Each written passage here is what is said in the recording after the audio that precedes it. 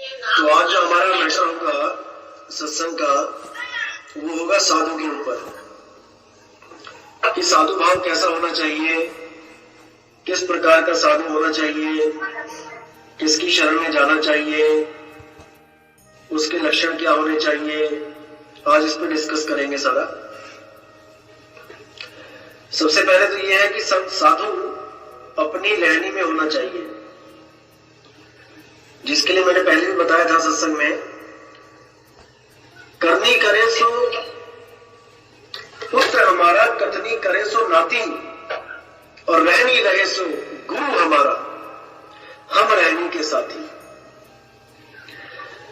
केवल कथनी नहीं करनी है भाई, करनी भी करनी है, और करनी करके रहनी में आ जाना है।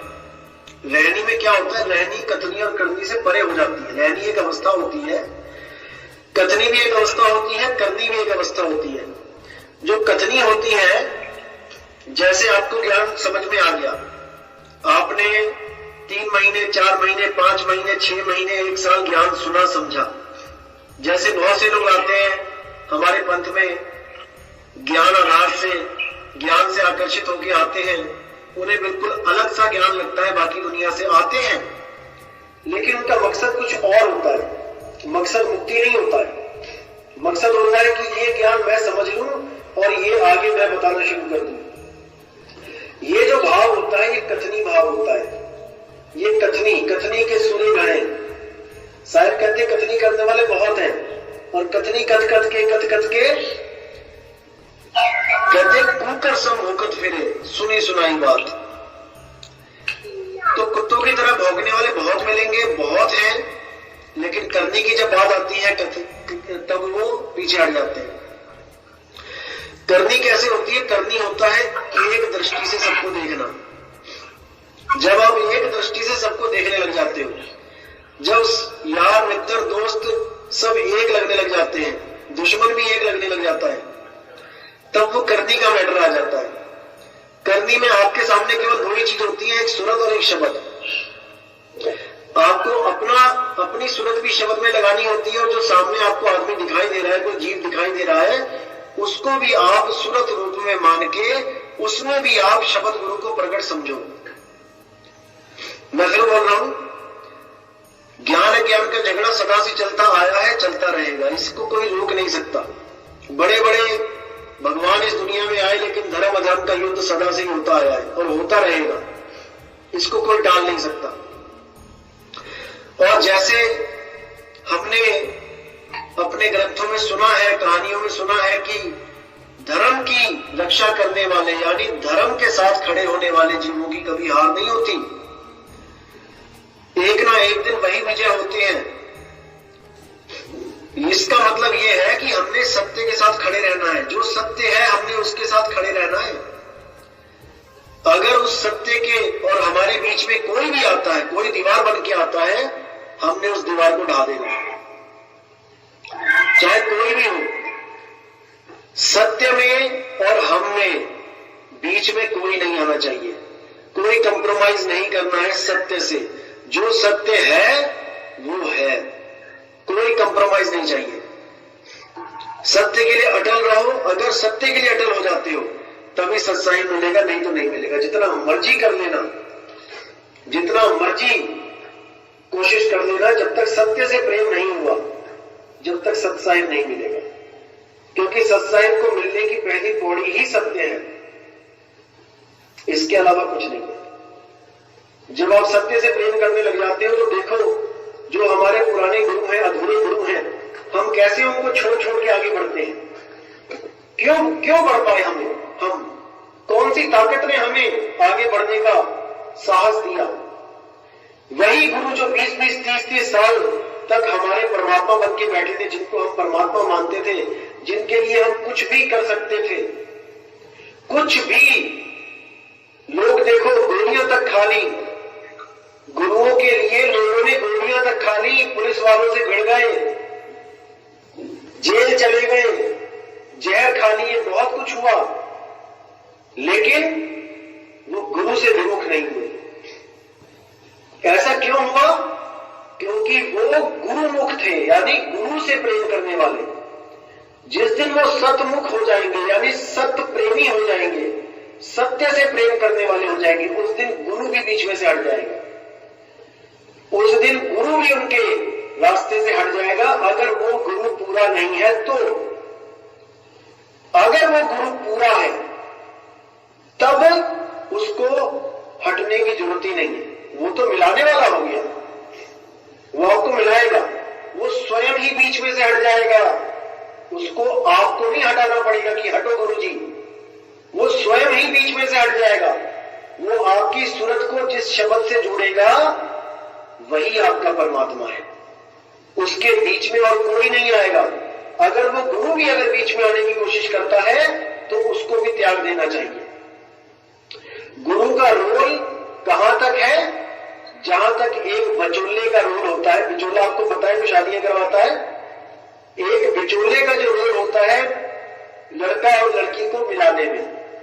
जब लड़के वालों को लड़की दिखा दी जाती है, पति को पत्नी दिखा दी, पत्नी को पति दिखा दिया, लड़के को कन्या दिखा दी, कन्या को वर दिखा दिया, तो जब हाँ हो गई, अब बिचौला बीच में से निकल जाता है। अब वो रोज कहे कि नहीं मैं तो बीच में ही रहूंगा, तो भाई बात नहीं बनेगी। इसलिए सत्य को जानो, सत्य क्या है। गुरु ने सत्य लगा दिया, ठीक है, गुरु मेरे हमेशा मेरे सम्मान के लायक हैं, हम हमेशा सम्मान करेंगे, लेकिन बीच में गुरु भी नहीं आना चाहिए। जब आप भजन करो, ध्यान करो तो ठीक है, एक बार गुरु को नमस्कार किया कि गुरु गोविंद दोनों खड़े डाकुन डाकुन गाए, बलिहारी गुरु आपने गोविंदियों में खाए, गुरु को नमस्कार किया और अपना भजन में बैठ गए। अब ये ज्ञान अगर देने वाला आपके जीवन में साधु आता है तो स्वीकार है, लेकिन अगर और कोई अड़ंगा बीच में डाला जाता है साधु के द्वारा, क्योंकि साधु बहुत से हैं, परमात्मा परमात्मा करते करते इकट्ठा करते हैं परमात्मा के नाम पे लोगों को, और उसके बाद खुद ही परमात्मा बन के बैठ जाते हैं कि मैं ही पार करूंगा, अगर मुझसे विमुख हो गए तो नरकों में चले जाओगे, मुझसे विमुख हो गए तो 84 में चले जाओगे। ऐसा कुछ नहीं होता भाई। हमने सत्य को जानना है। सत्य क्या है? सत्य ही साहिब है, और हमने ऐसे गुरु की तलाश करनी है जो गुरु हमें सत्य से जोड़े, ना कि खुद से। अगर कोई गुरु खुद से जोड़ता है तो वो गुरु कहलाने लायक नहीं है। तो साहिब ने साफ बोला है, निज स्वार्थ के कारण सेव करे संसार, बिन स्वार्थ भक्ति करे सो भावै करतार। स्वार्थ, अपने स्वार्थ के कारण जो गुरु बन के बैठ गया, यानी कि एक झोपड़ी में रहता था, धीरे धीरे धीरे क्या हुआ, प्रचार होने लगा, माया आने लगी, अब झोपड़ी नहीं ढा रही है उसे, अब वो ज्यादा चेले इकट्ठे कर रहे हैं ताकि महल बना लिया जाए। अब एक झोपड़ी में जीवन निर्वाह करना मुश्किल हो रहा है उसको। अब देखते देखते 2 कमरे बनाए, देखते देखते 10 बना लिए, देखते देखते 100 बना लिए, और वो विस्तार माया का होता ही चला गया। तो अगर ऐसा गुरु भी मिलता है तो भी उसको तत्काल त्याग देना चाहिए। माया का विस्तार नहीं करना है, माया से तो पीछा छुड़ाना है भाई, माया से पीछा छुड़ाना है, चाहे वो चेला है चाहे वो गुरु है। अगर माया के पीछे लगेगा तो भटका खाएगा, क्योंकि कबीर साहब ने साफ बोला, माया माया सब कहे, माया चीने ना कोई, और जो मन से ना उतरे माया कहीं सोए। अब बड़े बड़े आश्रम बना के क्या गुरु के मन से वो आश्रम उतर पा रहे हैं? जितनी चिंता आपको अपने घर की नहीं है, क्योंकि आप ताला लगा के गए हो आश्रम पे दर्शन करने, आप परमात्मा के सहारे छोड़ के गए हो अपने घर को, जितनी चिंता आपको नहीं है उससे लाख गुना चिंता उनको अपने आश्रमों की है। उनको अपने आश्रमों की आपसे लाख गुना ज्यादा चिंता है। तो चिंता में कौन है, चिंतन में कौन है? ईंट पत्थर। अगर ईंट पत्थर का साधु चिंतन कर रहा है तो ना भावे करतार, कर्ता पुरुष को नहीं भाता है। साफ बोल दिया, सीधे सीधे बोल दिया कि निज स्वार्थ के कारण, अपने स्वार्थ के कारण सेव करे संसार, यानी संसार में सेवा कर रहा है, प्रचार कर रहा है अपने कारण, कि मैं एक झोपड़ी में रहता हूं, मैं थोड़ी और बड़ी कर लूं, और बड़ी कर लूं, और 2-4 गाड़ियां आ जाए। तो कहते हैं बिन स्वार्थ भक्ति करे सो भावे करतार। चाहे वो भगत है, चाहे वो साधु है, चाहे वो गुरु है, जब अपना निज स्वार्थ हटा के सेवा भाव से जब संगत की सेवा करता है, चाहे वो गुरु है, जीवों की सेवा करता है, तब भाव है करतार, तब परमात्मा को भाता है। बाबा नानक देख लो, कन्याकुमारी से लेके अरब देश तक प्रचार करते चले गए। कितने आश्रम बनाए उन्होंने, कितने बड़े बड़े महल बनाए उन्होंने रास्ते में। क्या उनके पास क्या कमी थी पैसों की? उनके भी कई ऐसे भगत थे जो बड़े बड़े सेठ साहूकार थे। मीराबाई इतनी बड़ी रानी थी, रविदास जी के पास गई थी हीरा लेके कि इसको बेच के एक महल खड़ा कर लेना। क्या किया उन्होंने? एक झोपड़ी में रहे, क्योंकि आज का सत्संग यही समाप्त करते हैं। उतर रही है। जय गुरु बंदी छोड़ वैराग साहिब, जब तक जय गुरु बंदी छोड़ बाबा मदन साहिब, जय जय बंदी छोड़ सतगुरु सत्य कबीर साहिब की सदा ही चाहे वो चेला साहिब बंदगी सागर पार नहीं हो सकता। कोई इस गलत फहमी में ना रहे कि मैंने गुरु पद को धारण कर लिया तो मैं बच गया। ऐसा नहीं है भाई। चाहे है गुरु चाहे है चेला, एक डाल दो पंछी बैठे, एक गुरु एक चेला, और गुरु की करनी गुरु भरेगा, चेले की करनी चेला। दोनों को भुगतान करना पड़ेगा भाई। क्या आज के गुरु क्या बीमार नहीं पड़ रहे हैं? क्या आज के गुरुओं का एक्सीडेंट नहीं हो रहा है? क्या आज के गुरु दवाइयां नहीं खा रहे, ऑपरेशन नहीं हो रहा उनका? क्या सब कुछ हो रहा है? यही कर्मों की मार है, यही कर्मों की मार है। गुरु पद इसलिए जरूरी होता है क्योंकि अगर चेला चेले को बताने लग जाए, नाम दाम देने लग जाए, तो ये ऐसे हो जाता है मानो एक भेड़ दूसरे भेड़ को रास्ता बता रही है। ये भेड़वाद हो जाता है। भेड़ एक दूसरे को रास्ता नहीं बता सकती, क्योंकि भेड़ तो खुद अपनी भेड़ चाल में फंसी हुई है। इसीलिए सत्य बताने के लिए एक महापुरुष को इस संसार में आना पड़ता है। जब तक वह महापुरुष आके इन भेड़ों को ठीक नहीं करता, हाँकता नहीं है, ये भेड़ें घर नहीं पहुंच सकती। ये एक के पीछे एक करती हुई किसी कुएं में जा गिरेंगी, किसी खाई में गिर जाएंगी, क्योंकि भेड़ दिमाग नहीं लगाती है कि मैं कहां जा रही हूं। बस मुंडी नीचे करके एक दूसरे के पीछे चली जाती है। तो भेड़ों को संभालने वाला वो सतगुरु है, वो परमात्मा है। वही जब तक आपके जीवन में नहीं आया, जब तक बात नहीं बनेगी।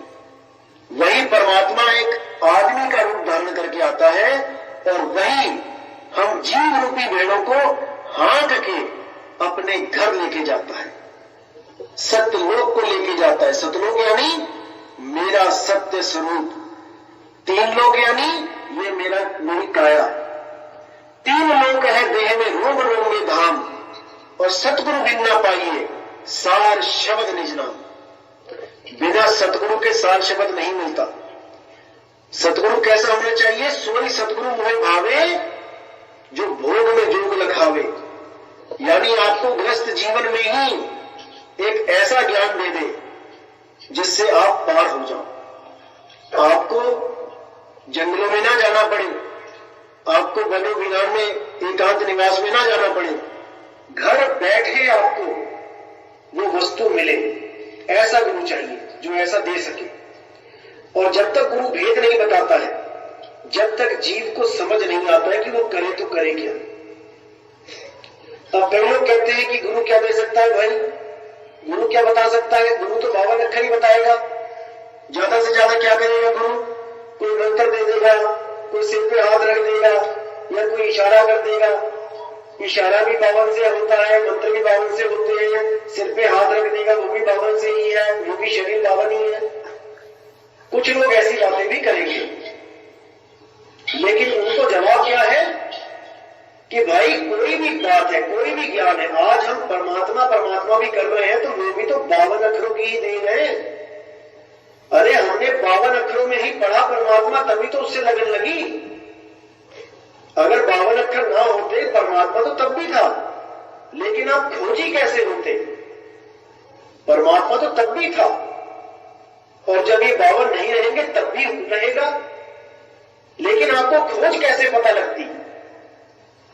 इसलिए 52 अक्षर भी अपने रोल में ठीक है, आपको खोज करने के लिए बहुत अच्छे हैं।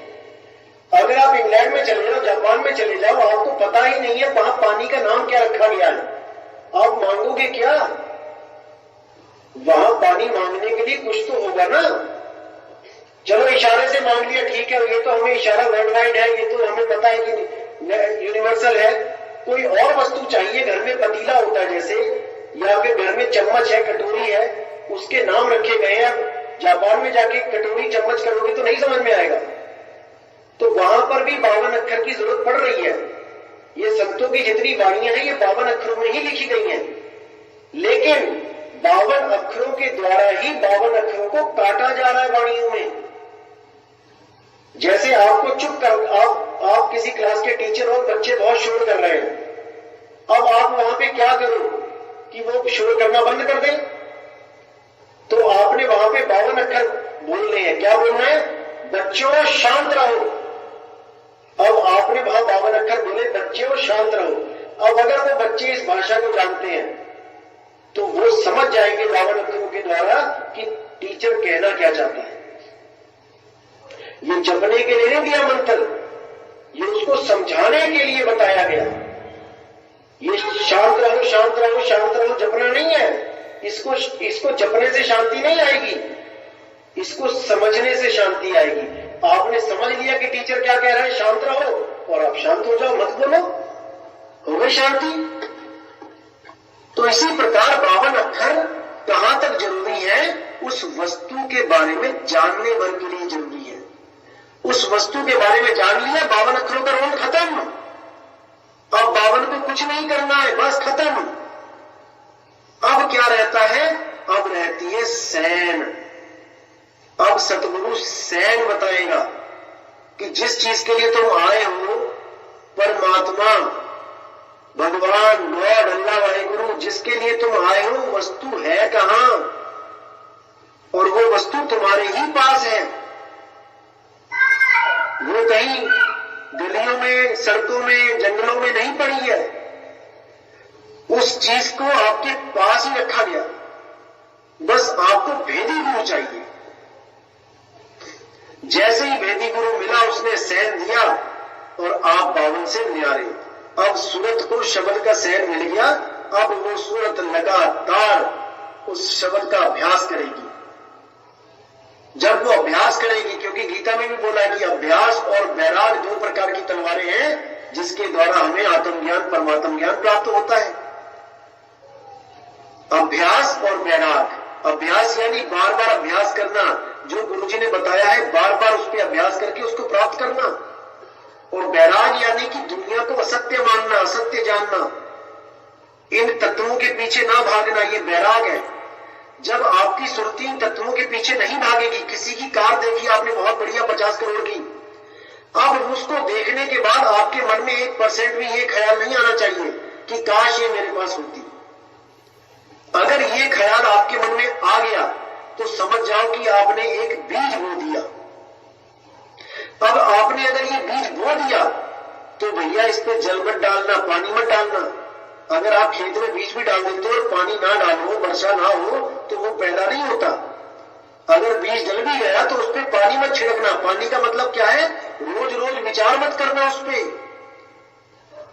एक बार विचार आ गया कि हाँ मेरे पास होती, चलो ठीक है, उस बीज को नष्ट कर दो, उस पर पानी मत छिड़को रोज। अगर आप रोज पानी छिड़कोगे तब वो अंकुरित हो जाएगा, और अगर वो अंकुरित हो गया फिर मेरे भाई, फिर तो पेड़ बन के रहेगा। इसीलिए साहिब कहते हैं बीज का नाश करना है। ये सृष्टि का बीज क्या है? ये सृष्टि बनी कैसे? ये तुम्हारा शरीर बन कैसे गया? तुम इस शरीर में आ कैसे गए? उस बीज को जिस दिन तुमने जान लिया, जिस दिन तुम जान जाओगे, उसी दिन तुम नष्ट कर पाओगे। और अगर तुम नष्ट नहीं कर पाए, मेरे भाई दोबारा पैदा होना पड़ जाएगा, दोबारा इस संसार में आना पड़ जाएगा। तो गुरु से नाम नहीं लेना है, गुरु से बीज का नाश करवाना है। गुरु से भेद पूछो कि गुरुजी बीज कैसे आया, बना कैसे, ये सृष्टि रचना कैसे हुई? यही एक फार्मूला है सच्चे गुरु और झूठे गुरु को पहचानने का। अगर वो गुरु सृष्टि रचना नहीं बता पाया अगर उसने उठा के कबीर सागर वाली सृष्टि रचना बता दी आपको कि परमात्मा के 16 पुत्र थे, उसमें से एक काल निरंजन था, उसने झगड़ा किया, लाज मांगा, तपस्या करी और ये लोक दे दिया बना के परमात्मा ने, अगर ये बात करता है गुरु, तो समझ जाना उस गुरु के पास बीज का ज्ञान नहीं है। अगर कोई गुरु ये बोलता है कि तुम पहले एक रस में थे, फिर तुम 5 रसों में आ गए, तुम्हें मन तुम्हारा खींच के ले आया, 5 विषय विकार में लेके आ गया और यहाँ पे तुम मगन हो गए, पहले एक रस में थे, अभी यहाँ 5 रस में आ गए, 5 ज्यादा होता है 1 से, इसलिए आ गए शब्द स्पर्श रूप रस गंध में। अरे भाई, जब हम एक रस में थे तो हमें तो पता भी नहीं था कि 5 रस होते कैसे हैं, हमें उसका लालच कहां से आ गया? लालच उसका होता है जिसका आपको ज्ञान होता है। जैसे किसी नशेड़ी को, किसी दारूबाज को अगर आप बोलो कि चल भाई दारू पीने चलते हैं, तो वो 10 किलोमीटर चलने को भी तैयार हो जाएगा, क्योंकि उसको पता है, उसको बोध है, उसको ज्ञान है कि दारू का नशा कैसा होता है, वो भागा जाएगा आपके साथ। अगर आपको कोई बोले चल भाई हीरोइन पीने चलते, हीरोइन एक नशा होता है, अब आपको तो पता ही नहीं है, आपको तो लालच ही नहीं है उसका, आपको कैसे कोई लेके आ सकता है? नहीं आ सकता। तो इसीलिए सृष्टि रचना का बीज जानना है। किसी भी गुरु से नाम लेते हो, पहले गुरु से सृष्टि रचना पूछो, क्या उसको पता है? अगर गुरु सृष्टि रचना बता सकता है तो याद रखना वो खत्म भी करवा सकता है। कोई भूल होती है, कोई गड़बड़ होती है, अगर वो भूल पता है गुरु को कि भूल कहां पे हो रही है, भाई ठीक तो वो तभी करेगा ना। जैसे बच्चे हिसाब किताब लगाते हैं, जैसे आप दुकान में भी हिसाब किताब लगाते हो, हिसाब किताब लगा के अगर लास्ट में जो योग है वो सही नहीं आए, तब आप दोबारा चेक करते हो, तिबारा चेक करते हो। जब तक गलती पकड़ में नहीं आई वो योग ठीक नहीं हो सकता। अब गलती जिसके पकड़ में नहीं आई वो सदगुरु कैसे हो सकता है? वो तो गलत ही हुआ।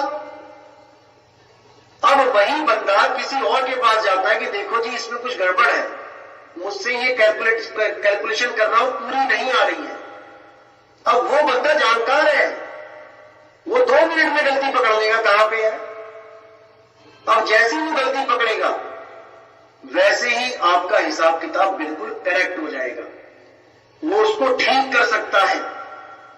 जिस गुरु को सृष्टि रचना का भेद पता है, पूर्ण रूप से एक एक चीज अनुभव पता है कि सृष्टि रचना का अनुभव क्या है, अनुभव ज्ञान से बताए, वही सतगुरु है। जो सृष्टि रचना नहीं बता पाए वो सतगुरु नहीं है। इसीलिए सृष्टि रचना में अभी नहीं खोल रहा हूं, ये 2021 में खोलेंगे, जब 2020 में जितने भी गुरु बैठे हैं, जब सबके पास ये इंफॉर्मेशन पहुंच जाएगी, हर शिष्य अपने अपने गुरु से ये सवाल करेगा कि मुझे सही सृष्टि रचना बताओ। जब गुरु सब फेल हो जाएंगे, सृष्टि रचना नहीं बता पाएंगे, तब असल में सृष्टि रचना खोली जाएगी कि वो है क्या। तो अभी उसमें इंतजार करना पड़ेगा, लेकिन परमात्मा की दया होगी, सारे भेद खोले जाएंगे। लेकिन वही बात है कि सत्य के साथ अटल रहो। सत्य है तो साहिब है, क्योंकि सत्य ही साहिब है।